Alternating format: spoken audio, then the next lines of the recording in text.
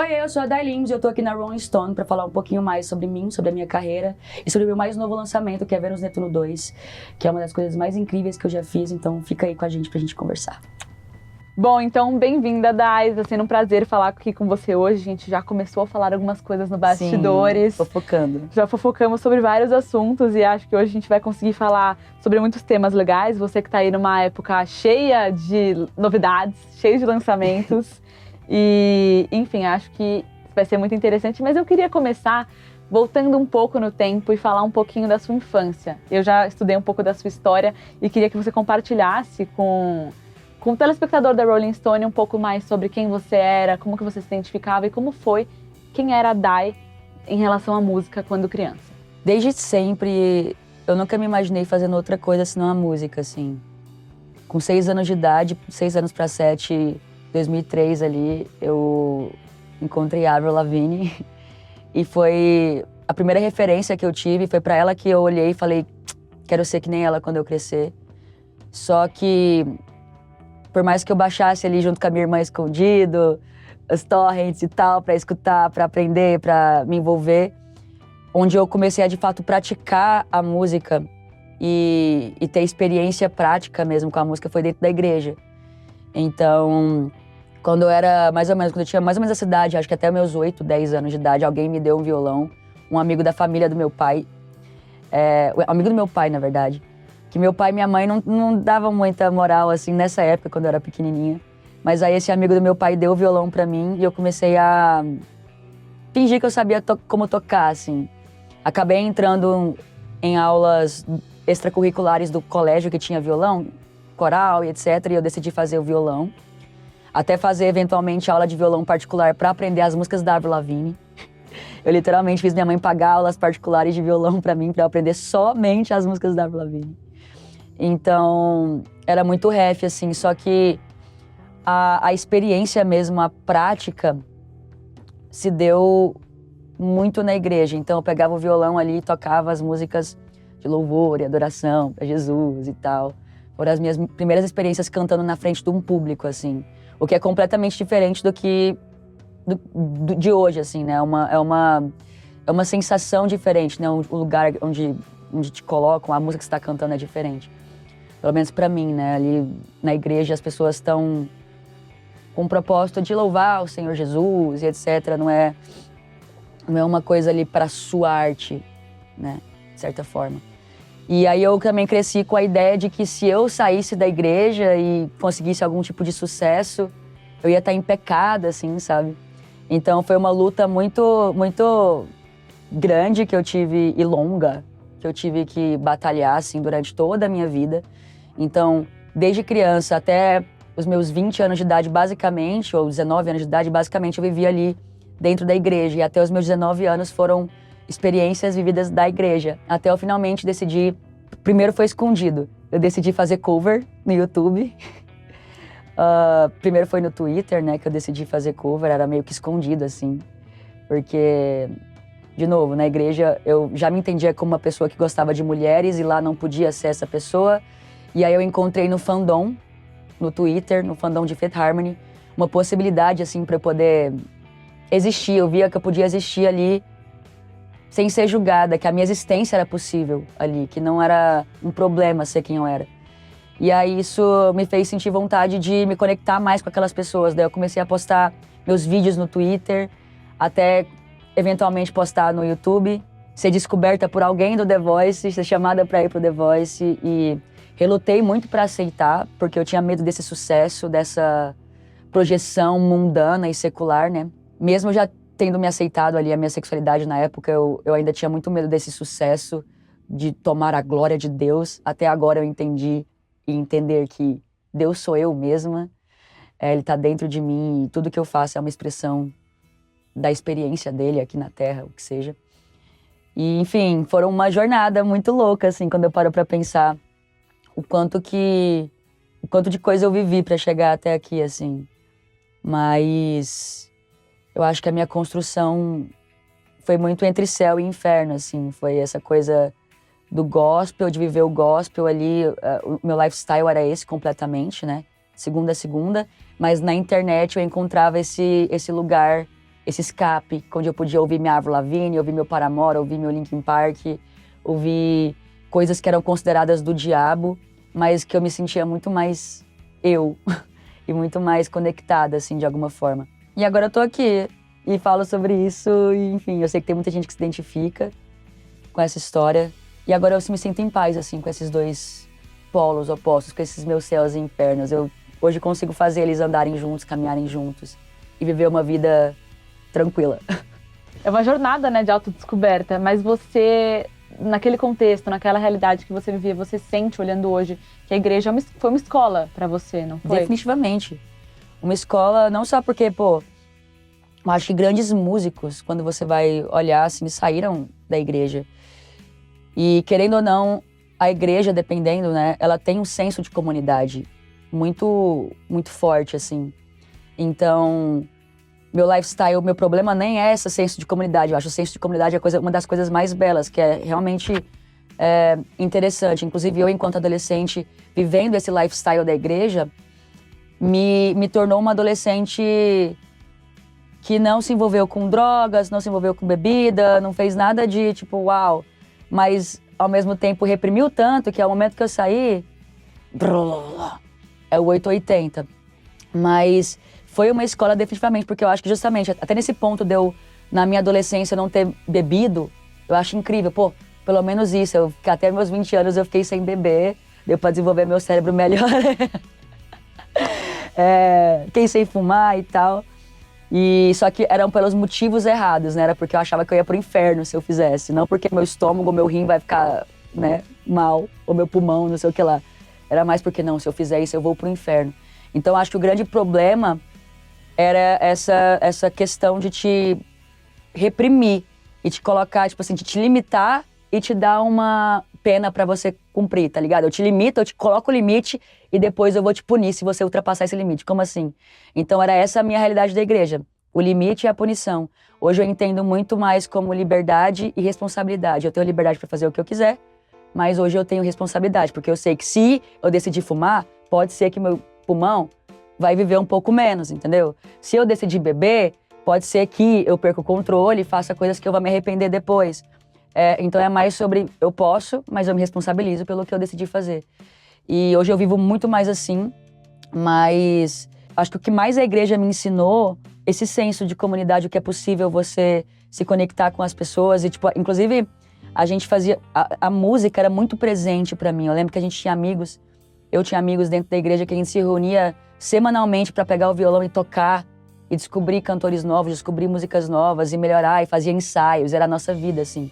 Então é onde eu tive minhas primeiras experiências de cantar para público, de performar em público. Por mais que o objetivo lá fosse meio que outro, foram as minhas primeiras experiências cantando para mais de uma pessoa, tá ligado? Então é uma escola, definitivamente.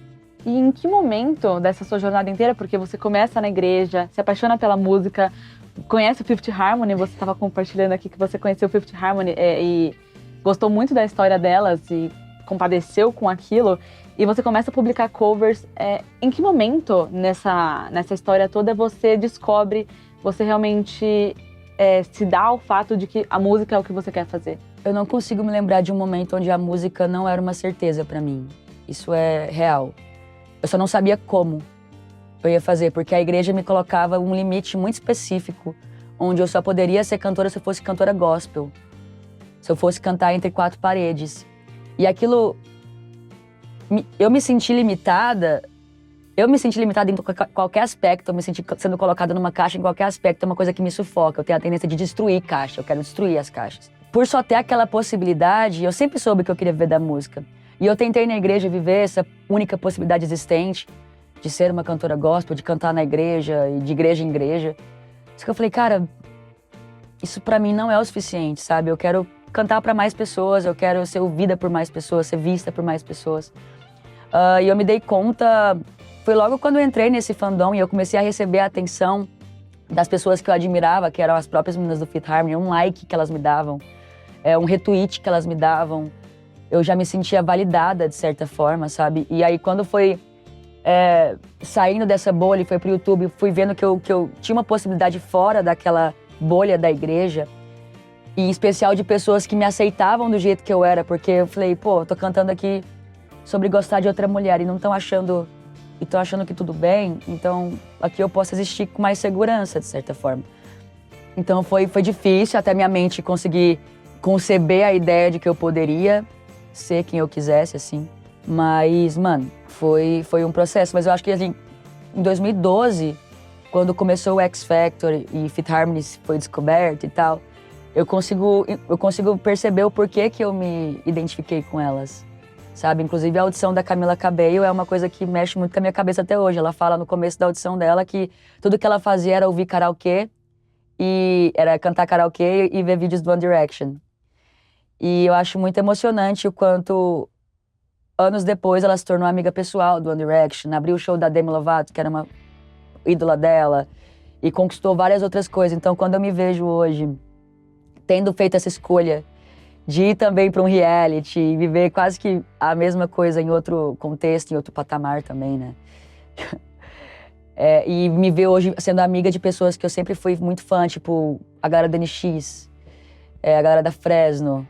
Eu ter o mínimo de contato possível que seja com a Pitty, sabe? Eu ter aberto o show da Avril Lavigne. Então, é muito louco o quanto você admira alguém, na real, você tá vendo como por espelho, né, aquela pessoa. Então, acho que o que eu vi no Fifth Harmony, na verdade, foi um sonho meu, que eu vi nelas, elas realizando aquela coisa em tempo real, eu me identificava e comprei o sonho delas como se fosse o meu, assim. E hoje, até hoje, assim, qualquer coisa que elas façam, parece que eu acredito e eu falo, mano, eu acredito muito nelas, porque parece que é uma expansão de algo que eu também acredito pra mim, sabe? E por isso que eu acho tão mágica a parada do fandom, de fandom. Eu acho que quando as pessoas sabem usar essa ferramenta, eu acho que pode se tornar algo que foi saudável pra mim lá na igreja, né? Aquela comunidade de pessoas que se identificam, que falam a mesma língua, que gostam das mesmas coisas, mas que não tem problema nenhum com, se você fizer isso, você vai pro inferno. Não existe isso. É tipo... é mais leve, tá ligado? Hoje em dia, os fandoms podem ser mais problemáticos, né? Mas eu acho que pode sim ser um lugar de muito acolhimento, como foi pra mim. E descoberta, tipo assim, uau, é possível ser quem eu sou aqui. Essa galera não tem problema com quem eu sou. Pra mim, foi aí que começou, assim, esse momento de eu falar, agora eu vou fazer, porque tem gente que se identifica e tem gente que me aceita. E na época que você começou a publicar os covers no YouTube, você já fazia composições? Eu escrevia músicas, eu sempre escrevi músicas em inglês. Sempre foi uma facilidade pra mim escrever músicas em inglês. Eu acho que por eu ter crescido ouvindo músicas internacionais e eu via séries já legendadas e tal, então acho que o inglês ele foi ficando assim no meu inconsciente. Eu amava muito as letras do Ed Sheeran, da Taylor Swift, então eu comecei escrevendo meio que naquela pegada, até eu finalmente tentar escrever músicas em português. Eu já era mais adolescente, assim, de 15 para 16, e aí as primeiras músicas em português que eu escrevi eram bem evangé, assim. Tem uma até que foi gravada para um ministério de louvor, acho que chama Eu Nasci Pra Estar Aqui. E depois eu fui tentando, quando eu me envolvi ali, comecei a fazer cover, e fui conhecer a parada do rap, o do trap, conheci o Vitão, e o Vitão foi me mostrando possibilidades, assim, eu aprendi a me apaixonar pela composição em português, assim, ele me mostrou caminhos que eu não sabia que eram possíveis, de métricas e de melodias que eu conseguiria falar o que eu queria falar, que antes eu só achava, em inglês é mais fácil falar o que eu quero falar. Aí eu parei com isso e falei, na real, não tem como fazer isso em português, até eu finalmente achar que eu aprendi, mas eu, assim, por exemplo, no The Voice, que eu participei em 2017, na final eu cantei uma música autoral, que o Lulu amava. O Lulu Santos falou, Day é uma excelente compositora, vocês vão ouvir muito falar dela, mas na época que o Lulu falou isso, eu não acreditava que eu era uma excelente compositora. Eu acho que eu passei a acreditar muito nisso também depois que o Lulu carimbou essa fala, assim, no programa. Eu falei, se o Lulu acha, então tá bom. Mas hoje, desde então, acho que desde 2017, eu acho que eu melhorei bastante a minha escrita em português, assim. Mas eu comecei em inglês. E desde aquela época do The Voice, você consegue olhar pra trás e perceber alguma transformação específica ao longo da sua carreira? Definitivamente a minha segurança, assim, sabe? Que é bizarramente uma coisa que o Lulu, ele sempre viu muito claro em mim. Eu não entendo, o Lulu é um profeta, cara. O Lulu, ele é um dos artistas mais sensíveis, não é à toa que ele é o Lulu Santos. E da vanguarda, ele tá sempre presente, ainda é muito... ele é eterno, né? E em vida, ele mostra isso. E o Lulu, ele é muito sensível. Ele lá na minha apresentação, mesmo eu semitonando horrores, mesmo eu não tendo a melhor técnica do mundo, ele falou assim, cara, você me passa uma segurança na sua insegurança. Me faz querer, parece que você quer tanto. E ele sentia coisas que nem eu sabia ao meu respeito, assim, que eu fui entender muito tempo depois. Que, por exemplo, entender que a minha força tá, assim, na minha vulnerabilidade. Na minha coragem de me permitir ir num programa como The Voice e fingir que eu sei o que eu tô fazendo. E o Lulu, ele percebia isso mais do que eu, assim, eu não sabia o que eu tava fazendo. Pra mim, eu só era uma pessoa insegura que não sabia o que eu tava fazendo. Meu nariz sangrava antes das apresentações, eu tinha crise de ansiedade. Era traumático. Então, isso mudou. Não que eu não tenha mais insegurança, mas hoje eu aprendi que a transformar ela em poder, sabe? A transformar o meu caos, em organizar o meu caos em algo poderoso. Porque eu acho que a gente não tem como ignorar o caos, ignorar as nossas sombras, ignorar as nossas inseguranças. A gente tem que pegar ela, dar a mão dada com o outro lado da gente e falar, vamos caminhar junto? Então a Dai, de antes, ela não sabia dosar isso, ela era 880, ela tava lá embaixo, ela tava lá em cima. Isso é uma coisa que eu ainda luto, tá? Mas hoje eu faço de forma mais consciente, então eu me conheço.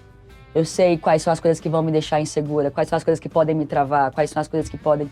E ao mesmo tempo, essa insegurança ou essa ingenuidade que a Dai tinha no passado, meio que me blindou, porque eu não sabia o que eu tava fazendo, então eu só fui fazendo. Só vai, né? Então eu só fui com medo mesmo, eu não sabia muito bem o que esperar. Sei lá, mas eu acho que tem uma grande diferença, assim, em questão de consciência. Eu tenho consciência hoje do que eu quero e de como eu vou fazer como eu vou chegar lá, entendeu? Hoje eu tenho essa consciência, assim. Na época eu só fazia e deixa eu levar. E hoje, por exemplo, você tocou no Lollapalooza esse ano, não foi? Sim. Como é que você lida com a ansiedade? Assim, são coisas muito grandiosas que você tá fazendo enfim, e faz tempo que você já tá fazendo essas coisas muito legais. Como é que você lida com isso? Cara, eu acho que quando eu abri o show da Avril Lavigne, foi o grande momento de virada de chave, assim, real. Eu já tinha, assim, claro que com a prática você vai melhorando. Então, fui fazendo mais shows, fui recebendo a energia do meu público ali, especialmente quando eram os meus shows, né? Então, isso vai te dando uma motivação, vai te dando um gás. Mas essa prática, então, te dá maturidade, te dá uma segurança, tipo assim, eu sei fazer isso. Mas quando rolou o convite para a abertura do show da Avril Lavigne, e eu lembro que eu tinha pegado muita chuva, eu descobri, sei lá, no domingo, o show ia ser na 7 de setembro de 2022, eu não sei que dia era, eu sei que era feriado, só que eu descobri, tipo, 2 dias antes que eu ia tocar. Descobri dia 5. E tava tendo Rock in Rio na época, e eu peguei chuva, não sabia que ia fazer show nenhum, então eu peguei chuva, vivi horrores, bebi, não sei o quê. E aí, no outro dia cedo, me liga, então você quer uma notícia boa ou uma notícia ruim? Aí, a notícia ruim é, então, não conseguimos, você não vai abrir o show do Coldplay. Que a gente tava tentando também, e aí eu tava com a minha amiga Elana Dara na época, ela falou, aí o meu empresário falou, quem vai abrir é a Elana Dara. Daí eu gritei assim, Elana, você vai abrir o show do Coldplay? Como assim? E aí depois, agora a notícia boa, aí eu falei, pô, essa notícia não é ruim pra mim, minha amiga vai abrir, da hora, qual que é a boa? A boa é que você vai abrir o da Avril Lavigne. Aí eu comecei a chorar, aí a primeira coisa que eu pensei, fudeu, porque eu tô sem voz. Eu tava assim, ó. Eu tinha pegado chuva, eu tava lascada. Aí eu falei, quer saber? Aí quando eu desliguei o telefone, eu falei, quer saber? Não é qualquer coisa, eu nasci pra isso. Desde os 7 anos de idade, eu busco exatamente essa oportunidade, esse momento. Eu nasci pra isso. Então isso virou uma chave na minha cabeça. Então, claro, me cuidei ali, fiz o que eu pude pra melhorar minha voz e eu subi no palco. Eu falei, mano, eu nasci pra isso. Eu realmente vivi meus 20 anos da minha vida pra esse momento aqui agora. Então não tem nada que vai me fazer achar que não é o meu momento, a minha hora. Então isso meio que virou uma chave. E agora eu mais do que nunca quero sempre o meu lugar. E não o primeiro lugar necessariamente, eu quero o meu lugar, sabe? Isso é uma coisa que a Juliette falou no Big Brother e eu nunca esqueci. E muitas pessoas tentam me colocar ou me comparar com o sucesso alheio, porque desde que eu fui pro rock, né, desde que eu coloquei as guitarras nas minhas músicas, Meus números diminuíram, mas eu consegui realizar o sonho da minha criança. Então isso pra mim não tem número, não tem dinheiro que compre. Eu consegui, 20 anos depois de sonhar, tá no palco, no mesmo palco que a Avril Lavigne, convidada, tipo assim, abrir show da Pitty, abrir show da Avril, abrir show da Fresno, abrir show da NX, do 5 Seconds of Summer, da Fletcher, cantar com Plain White T's, a ponto da galera até achar um saco, né, eu estar em todos os lugares assim. Mas é muito doido, porque foi uma decisão que eu tomei de querer o meu lugar, independente de quantas pessoas vão estar lá para me prestigiar ou não, sabe? Então eu tô muito mais nesse lugar agora, confiante e sabendo que qualquer coisa que eu tenha escolhido fazer, eu que escolhi fazer, então eu que vou bancar esse bagulho. Dá o frio na barriga, dá vontade de ir no banheiro antes? Dá, mas eu vou bancar esse bagulho, e fé. Vai, mas vai Eu que com me medo, coloquei né? nesse lugar e eu que vou colocar, vai com medo mesmo. E aí é assim que eu acabo me superando, assim, fazendo o que eu tava com medo mesmo. Porque é só a partir daí que eu consigo ver, deixa eu ver o que tem depois daqui. Se eu ficar aqui, eu não vou nunca descobrir o que tem depois desse medinho aqui que eu tô sentindo. O que tem depois? Então eu aprendi a ter coragem, assim, eu sempre tive, mas hoje eu faço com mais consciência. E você falou desse seu lugar, encontrar o seu lugar. Quais são os maiores desafios hoje, ou que você enfrentou no passado, para encontrar o seu lugar como artista? Eu acho que justamente a luta de tentar não precisar agradar as pessoas. Então, isso é um medo. Um medo absurdo que a gente tem de não... das pessoas me odiarem, das pessoas nos odiarem, da gente cantar e as pessoas não gostarem, da gente lançar alguma coisa e, ai meu Deus, e flopar, né? Ai meu Deus, é que flop. Então, acho que a parada mais difícil pra mim foi tentar... Quando eu ficava nessa de tentar equilibrar a minha expectativa com a expectativa das pessoas, esse é o grande desafio. Eu acho que o artista, sim, a gente precisa viver, a gente precisa pagar nossas contas, legal. Só que, assim como todo mundo no mundo está inserido nesse mundo capitalista, precisa pagar suas contas. Só que eu agora, eu tô num momento, tipo assim, eu não quero... minha expectativa, eu não quero suprir a expectativa alheia, tá ligado? Então, foi um processo para eu conseguir... Mesmo eu fazendo com medo e pras pessoas, as pessoas já me veem como essa pessoa que não liga pra opinião alheia, que não sei o que lá. Eu já sou uma pessoa que passa o ar de personalidade, assim. Mas você viu, eu sou geminiana com acidente em câncer, então eu tenho as minhas questões que eu fazia coisas meio que pra... Porque, mano, eu cresci na igreja, eu cresci sendo reprimida. Então, pra eu sair daquele lugar, eu tive que... Então, eu sou muito acostumada a, pra me sair de certos lugares, eu ter que chutar a porta, eu ter que destruir a coisa toda, destruir a caixa, não sei, desamarrando ela, assim. O bagulho tá me sufocando, entendeu? Então, eu tenho essa coisa muito presente, tipo, se é certo, se é errado, aí fica aí a critério das pessoas. Mas eu realmente acho que o maior desafio enquanto artista nessa indústria é se desprender da expectativa alheia. Se desprender do que... Ai, a indústria quer que eu faça desse jeito. E tal, não sei o que, não sei o que, não sei o que. Ai, porque o fulano de tal, não sei o que. Ai, porque eu fiz um tweet que todo mundo... Tipo assim, banca. É muito difícil você bancar quem você é, sabe? Eu acho que pra qualquer pessoa, sendo artista ou não. E quando você é artista ou uma pessoa pública, tem esse peso a mais que as pessoas colocam sobre você por algum motivo, que por você ser pessoa pública, por você ser famoso, você tem menos direito de ser humano, você tem menos direito de errar, você tem menos direito de falar o que você pensa. E pra mim é justamente o contrário, justamente por eu ser pessoa pública que eu tenho que me colocar como a maior humana de todas, pra mostrar pras pessoas que todo mundo, independente da posição que ela ocupa, ela é humana. Ela vai errar. E a grande questão é que, por a gente ser artista e pra gente tá em exposição o tempo todo, a gente se torna espelho e as pessoas não gostam de olhar no espelho. Quando elas dão de cara com coisas que elas consideram defeitos, ou coisas que elas consideram errado, ou coisas que elas consideram, tipo assim, ai, que absurdo, nossa, que coragem fazer isso. Ai, como é que ela teve coragem de falar isso? Como é que ela teve coragem de vestir essa roupa? Como é que ela teve coragem de cantar essa música? Como é que ela teve coragem de sair de casa, de dançar, nossa, desse jeito? Então, talvez é coragem que falte das pessoas. E o artista, geralmente, é aquela pessoa que tem coragem de dar a cara. Então, eu aprendi que, pô, os artistas que eu mais admiro são os artistas que deram a cara. As pessoas mais icônicas, as personalidades mais icônicas são as que foram crucificadas. Então, eu parei de me preocupar com isso. E falei, já que eu quero ser alguém relevante, eu tenho que ser o meu eu mais autêntico. Se eu for o meu eu mais autêntico, como é que eu vou ficar me importando com caixinha que as pessoas vão me colocar? Então, essa foi a maior dificuldade. É ainda uma coisa que eu luto, mas hoje já faço com mais consciência. Tipo assim, eu não vou me prender nisso aqui. Estão me colocando aqui, então eu vou sair correndo pra lá. É uma coisa assim, que eu acho que é até da minha vivência, né, na igreja. Eu acho que esse trauma de ficar presa em caixa, assim, eu me sinto afobada, é horrível. E agora chega aquele momento em que a gente vai falar um pouco mais sobre o seu processo criativo. Como que é o processo criativo da Dai? Você que já está aí com grandes lançamentos ano passado e esse ano. Como que funciona o seu processo de composição, de criação de conceito? Justamente desse lugar, dessas conversas. Eu sou geminiana com ascendente em câncer, o que significa que eu falo muito e sou profunda no que eu falo. Então, me aprofundo nas coisas que eu falo. Então, eu costumo dizer que eu sou o oceano, né? Que eu tenho a intensidade do oceano e as surpresas que o oceano também te dá. Uma hora é maré, outra hora é tsunami. Você vai mais fundo um pouquinho, fica escuro, fica assustador. Tem risco de perder o ar ali. E eu ainda tenho a analogia de que eu não sei nadar. E é realmente real, eu não sei nadar ainda.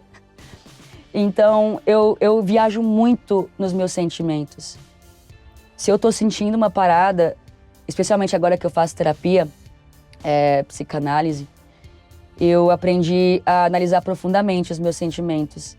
E a minha terapeuta, ela tem sido nos últimos 2 anos, ela tem sido uma grande peça fundamental no meu processo criativo, porque eu saio da terapia analisando alguma situação que eu senti, ou que eu vi, ou vivi. Ela gosta de brincar muito com palavras, e eu também, como compositora, gosto de brincar com palavras. Então, por exemplo, para escrever Maré, que é a segunda faixa de Vênus Netuno 2, eu lembro que eu questionei pra ela assim, eu falei, pô, as pessoas falam que eu intimido, eu não sei se eu queria intimidar.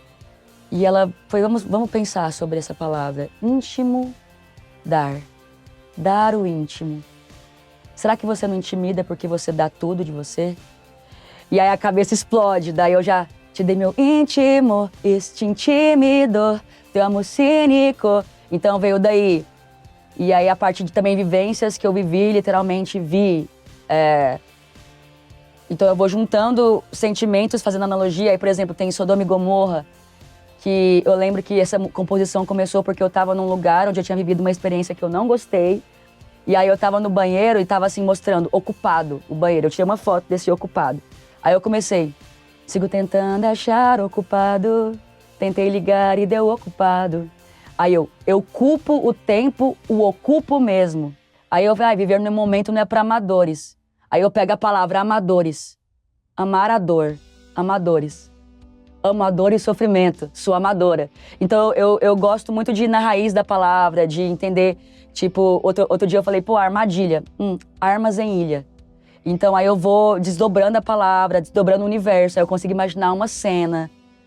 Aí quando você falou armadilha, ninguém tinha pensado em ilha, mas de repente você fala armas em ilha e de repente eu imaginei todo um cenário, entendeu? Então o meu processo de criação é muito conectando o que eu sinto com o que eu vejo, com o que eu escuto, até criar uma pintura de um quadro que eu considere perfeito, entre muitas aspas, porque eu acho que perfeição é uma coisa muito...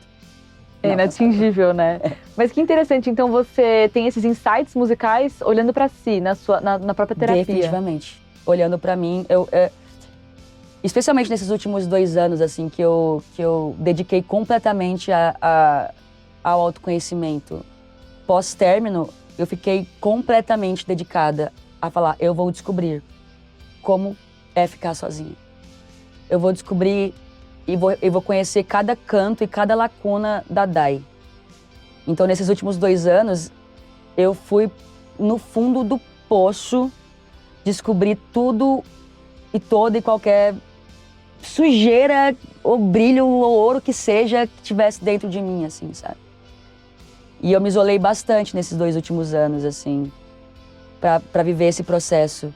Mas eu acho que foi a melhor coisa que eu fiz, porque agora parece que é o que eu vivi, o que eu tô contando nesse disco, Vênus Netuno 2, que é essa coisa da alienígena voltar pra Terra, é meio que justamente como eu me sinto. Por isso que o meu processo criativo, ele não anda separado da minha vivência, da minha evolução pessoal. Então, o que acontece é, eu romantizo o que eu vivo e escrevo. Porque é só quando eu faço isso que eu consigo, parece que, me analisar. Quando eu coloco em letra, quando eu coloco em clipe, Eu olho pra minha vida de fora, entendeu? E aí parece que a análise fica completa, assim. Então, é muito do meu processo. Não tá separado a minha vida pessoal do meu processo criativo. Não consigo separar, assim. E em Vênus Netuno você aborda, como você já mencionou, polos opostos. Tem o vermelho e o azul, o bem e o mal. De onde surgiu essa ideia? Então, Vênus Netuno, Geminiano já começa aí, né? Então, Geminiano é tipo duas faces, vou falar, né? Duas faces, o que eu discordo. Eu só acho que a gente quer tudo ao mesmo tempo. E é por isso que é difícil, porque a gente só tem o agora e não tem como ter tudo ao mesmo tempo agora. Então, a gente tem a luta pra se organizar ali. Como é que a gente vai querer, eu quero isso aqui agora primeiro, tá lá. Então, assim, eu cresci, como eu falei, nesse lugar onde minha mãe era a santa, me levando pra igreja. Meu papai era o mundano, que bebia e fazia o quê, que era considerado capiroto para o contexto em que eu vivia. Então, eu já cresci no meio de polos opostos. Eu fui criada por polos opostos. Essa é a minha casa, essa é a minha personalidade, ela já veio dali. E para além disso, eu lembro que eu estava querendo, na época, fazer uma alusão ao meu relacionamento da época, né? Onde eu me via com uma pessoa completamente diferente de mim, mas que quando a gente se unia, parecia que algo mágico acontecia. Só que, ao mesmo tempo, quando eu fui pesquisar sobre o que é Vênus-Netuno, eu já estava querendo fazer essa brincadeira de polos opostos, de dualidade, e aí o que aconteceu foi... olha a minha associação. Tava lá eu, já fazendo a brincadeira de que eu sou o mar e tudo mais, né? Eu já falava nas minhas músicas, eu tinha feito 7 vidas já e tal, que eu era o mar. A Day é o mar. E aí eu tava no processo de fazer esse meu segundo disco, Vênus Netuno 1, e ele não tinha nome ainda, ele tinha um conceito, que era esse polos opostos, que se juntam, e quando se juntam, dá bom ou dá ruim, dá muito bom ou dá muito ruim, entendeu? E aí não tinha nome pra esse álbum. Aí eu tava no Twitter, eventualmente, e eu vi uma foto de Netuno, do planeta Netuno, azul. Aí aquilo mexeu comigo, eu falei, peraí, Netuno não é Poseidon? Netuno na mitologia humana não é Poseidon, que é o deus dos mares? Peraí. Aí eu coloquei, qual que é o contrário então? Que ele é o planeta mais gelado, mais distante, mais gelado. E qual que é o contrário? Vênus. Aí eu fiz um teste, deixa eu colocar Vênus Netuno no Google e ver o que aparece. E aí apareceu vários estudos de... Primeiro eu estudei, né, Vênus na mitologia, Netuno na mitologia, depois eu estudei na astrologia, os dois juntos. E realmente existem pessoas em seus mapas astrais que são pessoas Vênus-Netuno. Eu não sou Vênus-Netuno no meu mapa astral. Mas uma pessoa Vênus-Netuno é uma pessoa que basicamente pega a paixão, a beleza, que é Vênus, e quando junta com Netuno, que é a espiritualidade, a profundidade, a imaginação, ela pega uma coisa que já é bonita e eleva para algo espiritual, sagrado. Então o que acontece quando uma pessoa é Vênus-Netuno e não consegue equilibrar essas duas coisas? Ela tem a tendência de idealizar muito o amor. Então ela acha que aquela pessoa, ela coloca aquela pessoa num pedestal a ponto de achar que ela é Deus, porque Netuno eleva aquela pessoa. E quando ela dá de cara com a realidade da pessoa, que ela é humana, e ela não tem esse equilíbrio emocional, a tendência é ela falar, meu Deus, minha vida acabou, a pessoa me odeia, eu fui rejeitada, eu caí do céu, o que é justamente o que acontece no Vênus Netuno 1. É sobre eu me sentir rejeitada por alguém que eu achava que era uma parte de mim, ou alguma coisa do tipo. Até eu entender que, na real, eu sempre estava falando de mim mesma, eu sempre fui Vênus e Netuno. Eu nunca estava... Talvez para mim, conscientemente, eu estava falando de outra pessoa, mas no meu processo, inclusive para criar Vênus Netuno 2, eu entendi que, na real, eu estava externalizando uma parte de mim em outra pessoa, sendo que sempre fui eu. Essas características que eu via sempre estavam em mim. E por isso que o sofrimento existia desse tanto, entendeu? Porque a gente está sempre se projetando. Sempre, sempre, sempre, sempre. A gente está sempre se projetando. Então, eu veio dessa associação, assim. E aí, quando eu li o conceito de Vênus Netuno na astrologia, eu falei, mano, é literalmente o que eu tô falando que é, só que agora tem um nome perfeito pra isso. E a partir desse nome eu já comecei a criar como que seria. Pra mim, ela é uma deusa, porque Vênus Netuno, então, agora vai ser uma deusa alienígena, porque ela é de outro planeta, né? Porque ela não é da Terra, é Vênus Netuno. E aí, ao mesmo tempo, ela é Deus, porque tem a ver com a mitologia, e eu queria linkar com a minha vivência na igreja. Então, o álbum inteiro, primeiro, faz muita analogia com a Bíblia. Muita gente fica um pouco escandalizada com isso, mas foi o livro que eu mais li, então, naturalmente, isso ia acontecer, porque eu faço essa comparação de como essa outra pessoa que eu me apaixonei, eu coloco ela nesse lugar de Deus, de perfeição, onde eu tô sempre olhando pra cima, ao invés de olhar de igual para igual, sabe? E agora, Vênus Netuno 2 já é o momento onde eu consigo me colocar na posição de Vênus e me olhar de igual para igual. Tipo assim, vocês vão se equilibrar. Você, Vênus, sou eu, você, Netuno, sou eu. E existe alguém aqui, que sou, sei lá, meu eu superior, o que seja, tá controlando isso, tá no controle disso. E onde eu preciso ser mais Vênus é você, onde eu preciso ser mais Netuno é você, onde eu precisar equilibrar as duas forças eu vou equilibrar. Então eu tô tendo muito mais essa consciência e eu fico muito feliz de poder pintar esses quadros através das minhas músicas para deixar essas minhas histórias mais visuais, sabe? Eu acho que eu consegui fazer muito bem isso com agora esses visuais de Vênus Netuno 2 agora.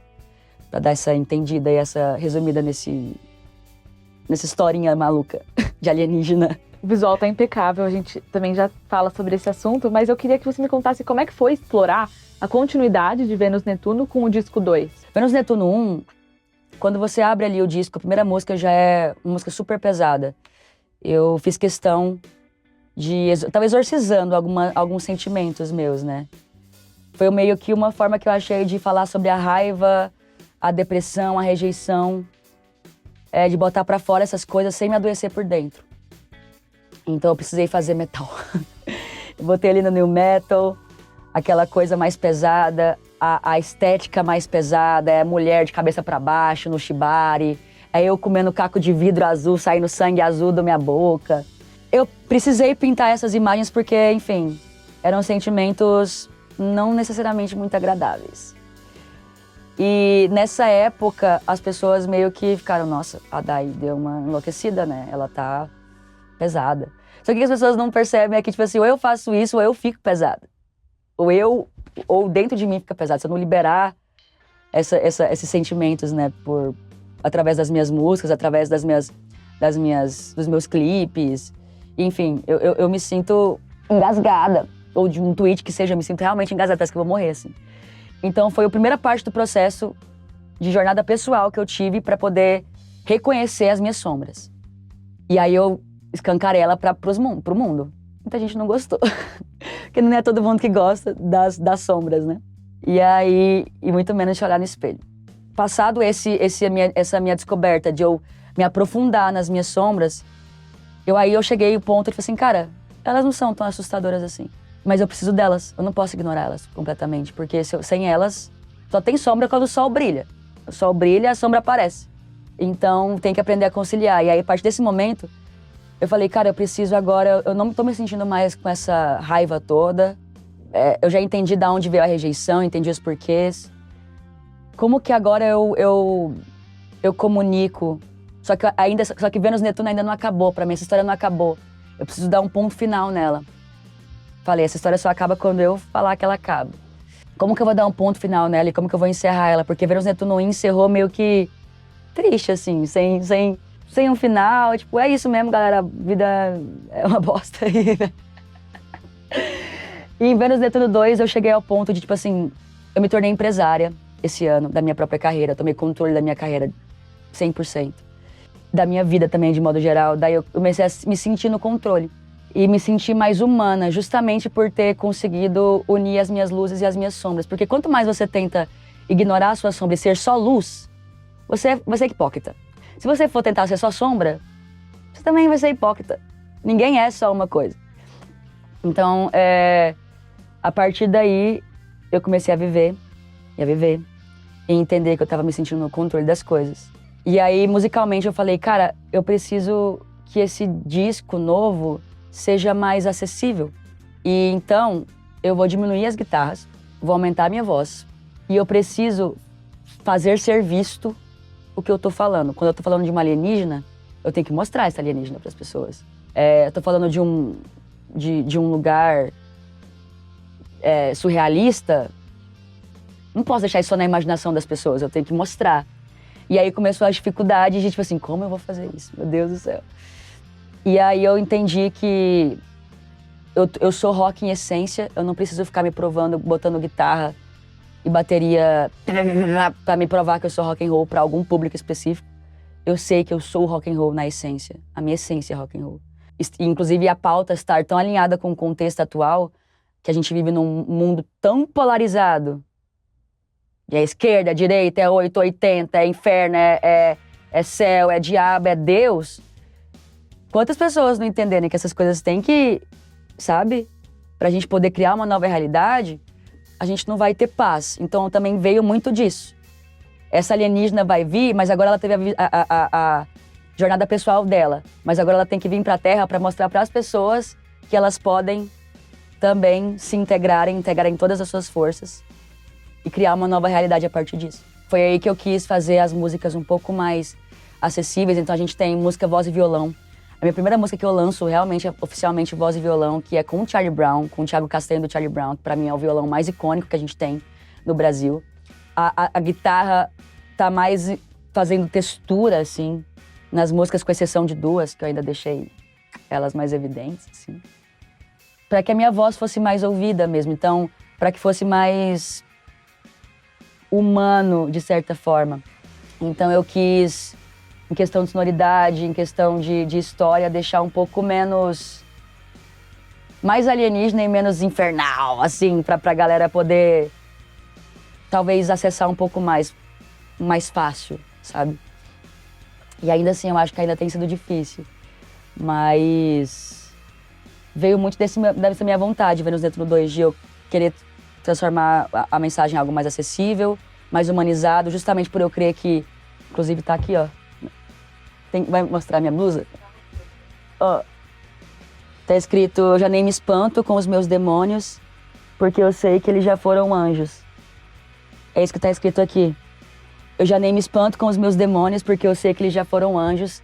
E o resto da música é, e agora eu sei o que é ser humano. Então, eu vivo muito com base nisso, saca? Assim, tipo... Meus demônios não me assustam porque eu sei que eles já foram. E isso é o que me faz ser humana.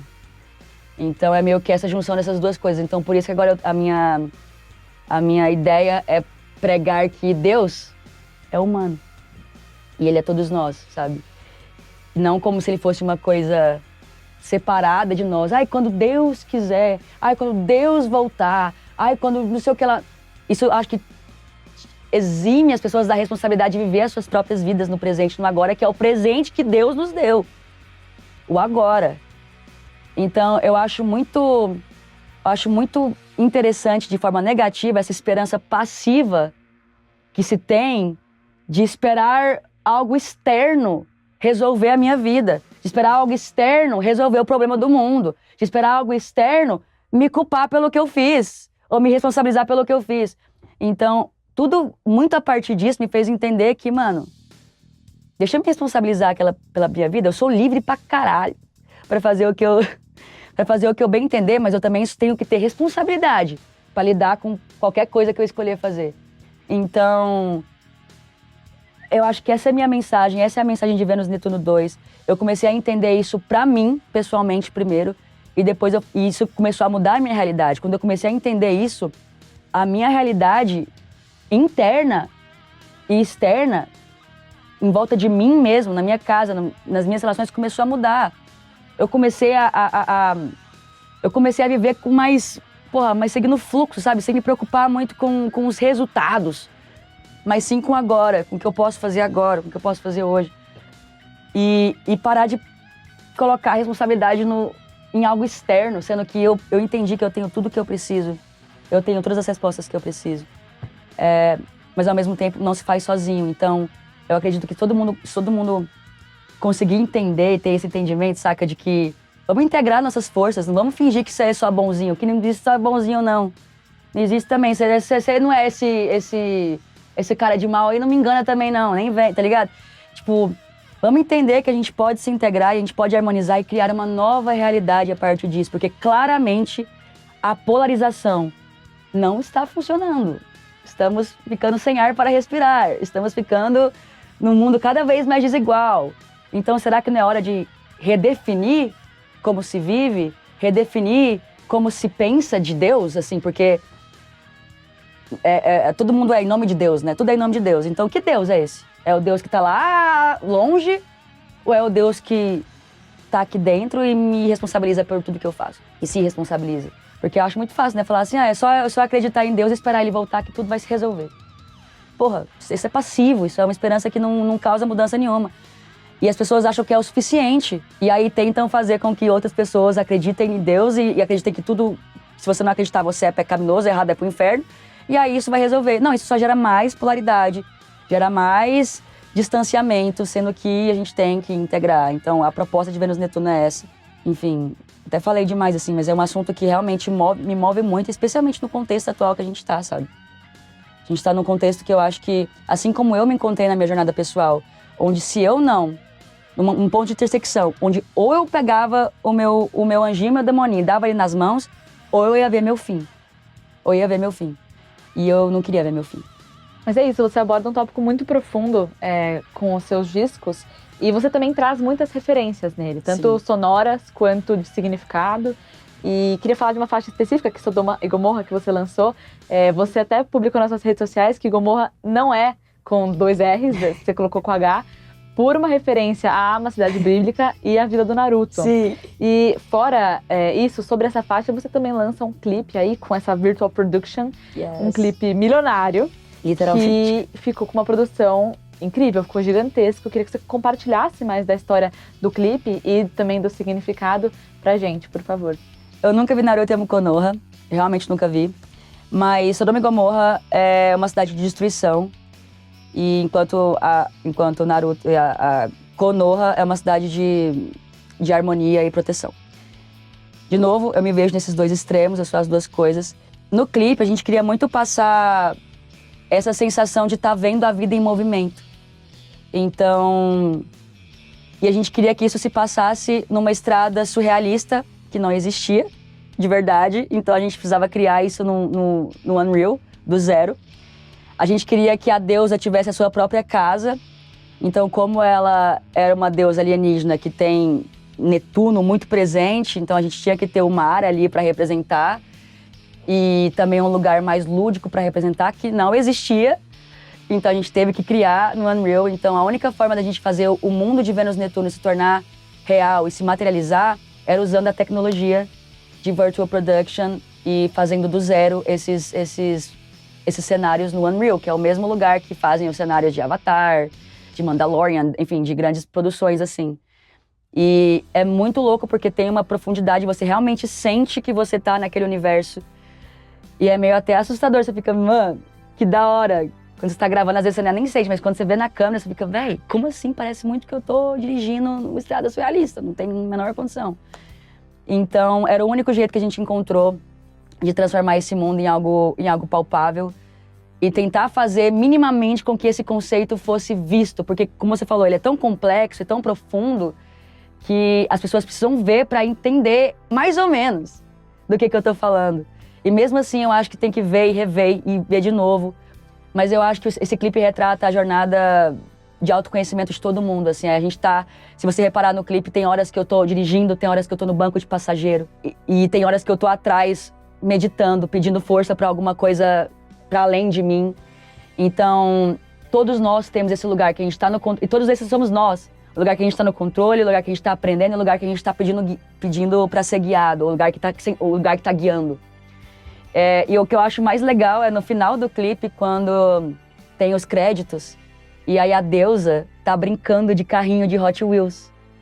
Porque dá a impressão de que essa coisa que eu vejo o micro e o macro, né? Então no macro, na real, eu tô sendo guiada por uma força divina que parece que tá brincando de carrinho, assim, tá? É uma simulação, uma grande simulação. É até quântico, né, assim. Eu ainda não tenho me aprofundar no que é quântico, mas é quântico. Então eu acho que esse clipe também pode levar várias e várias interpretações, dependendo da vivência de cada um. Mas a que mais pra mim é real é essa coisa de você ver a vida em movimento o tempo inteiro. E que, às vezes, se você, mesmo quando você tá parado, não significa que você não está vendo a vida em movimento. Mas quando você para, decide que você parou porque, eu vou parar pra ver. Não porque eu vou ficar aqui sabe? Sei lá. E também tem a coisa de que de repente é dia, de repente é noite. De repente tá quente, de repente tá frio. Então acho que a gente deixou muito visual, assim, esses conceitos. E eu consegui materializar finalmente a deusa Vênus Netuno, colocar ela num clipe, tipo, fazer ela ser vista, assim, toda linda lá, com a pedrinha na cabeça. E você cria uma estética muito marcante, né? Com esse clipe e com os visualizers. Você lançou quantos no total? Por enquanto lancei 3, junto com Sodoma e Gomorra formam 4. Aí ficou uma trilogia, assim, de visualizers.